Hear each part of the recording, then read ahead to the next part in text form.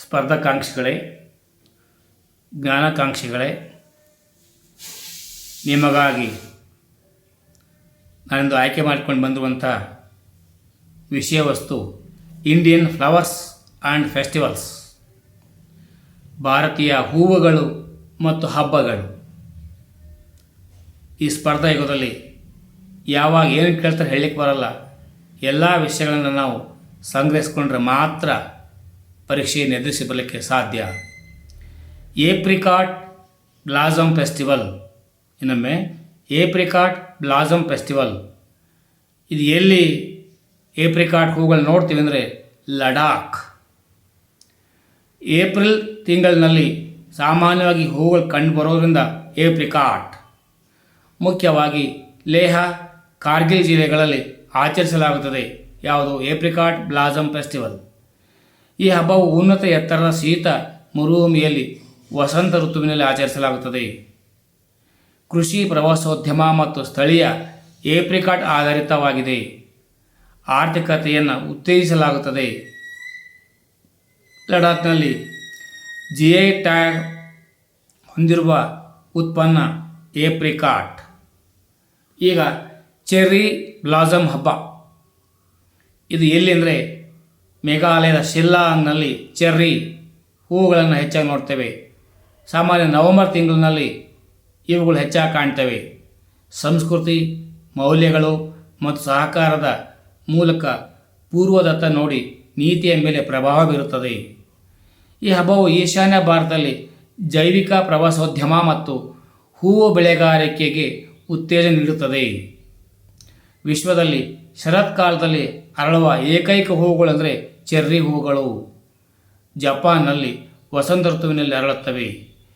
ಈ ಹಬ್ಬವನ್ನು bio resources ಮತ್ತು ಸಸ್ಟೈನಬಲ್ ಡೆವಲಪ್ಮೆಂಟ್ ಸಂಸ್ಥೆ IBSD, ಭಾರತೀಯ ಸಾಂಸ್ಕೃತಿಕ ಸಂಬಂಧ ಮಂಡಳಿ ICCR ಮತ್ತು ಮೇಘಾಲಯ ಸರ್ಕಾರ ಸಂಯುಕ್ತವಾಗಿ ಆಯೋಜಿಸಲಾಗಿರುತ್ತದೆ.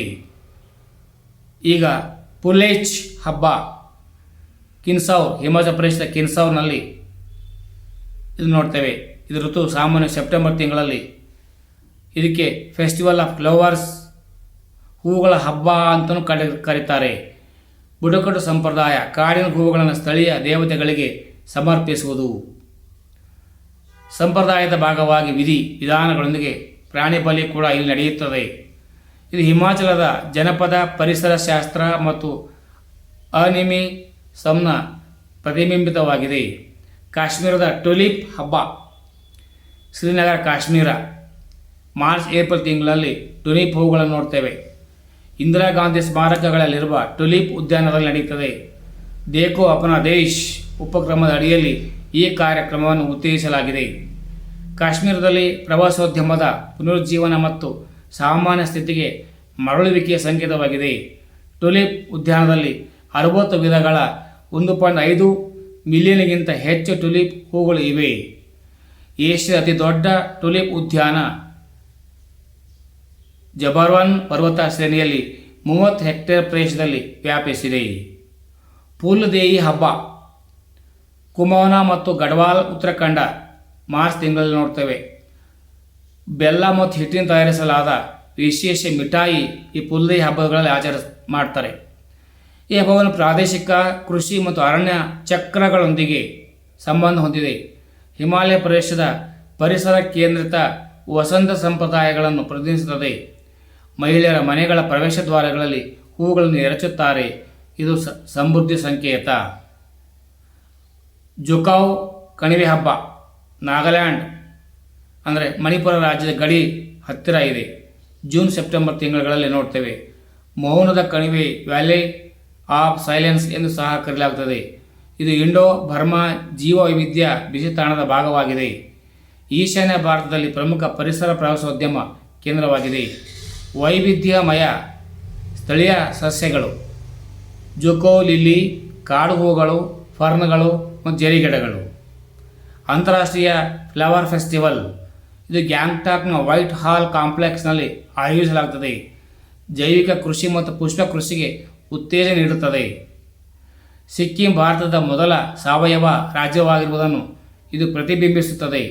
ಆರ್ಕಿಡ್ಗಳು, ರೋಡೋಡೆಂಡ್ರಾನ್ಗಳು ಮತ್ತು ಅಪರೂಪದ ಹಿಮಾಲಯ ಹೂಗಳನ್ನು ಇಲ್ಲಿ ಪ್ರದರ್ಶಿಸಲಾಗುತ್ತದೆ.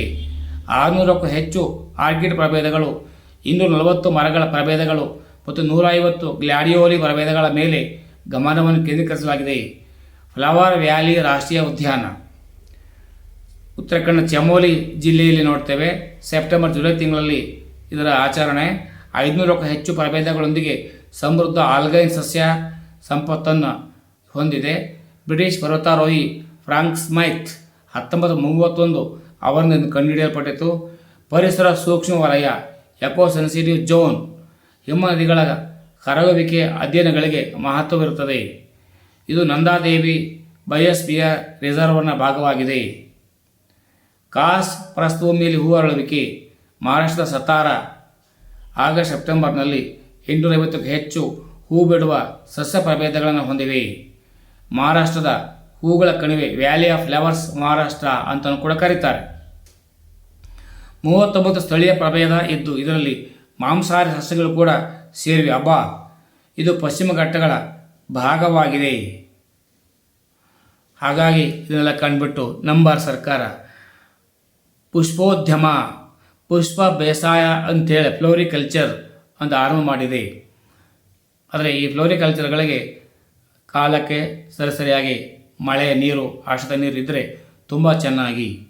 ಸ್ಪರ್ಧಾರ್ಥಿಗಳೇ, ನಿಮಗಾಗಿ ತಂದಿದ್ದು ಈ ವಿಷಯ. ಚೆನ್ನಾಗಿ ಮನದಟ್ಟು ಮಾಡ್ಕೊಳ್ಳಿ, ಅಭ್ಯಾಸ ಮಾಡ್ಕೊಳ್ಳಿ. ಪರೀಕ್ಷೆ ಸಮಯದಲ್ಲಿ ಬಂದಿದ್ದೇ ಆದರೆ ನನ್ನ ಶ್ರಮ ಸಾರ್ಥಕ ಅಂದ್ಕೊಳ್ತೇನೆ. ಜೈ ಹಿಂದ್, ಜೈ ಕರ್ನಾಟಕ, ಜೈ ಭಾರತ್ ಮಾತೆ.